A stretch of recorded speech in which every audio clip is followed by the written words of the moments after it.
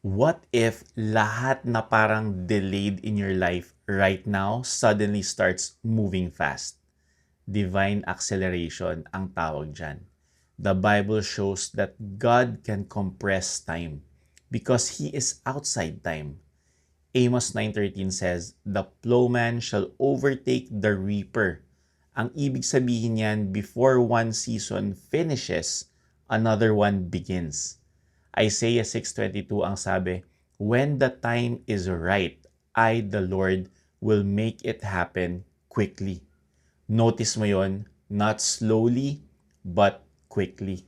Joel 2:25 ang sabi, "I will restore the years." God doesn't just restore, He can accelerate.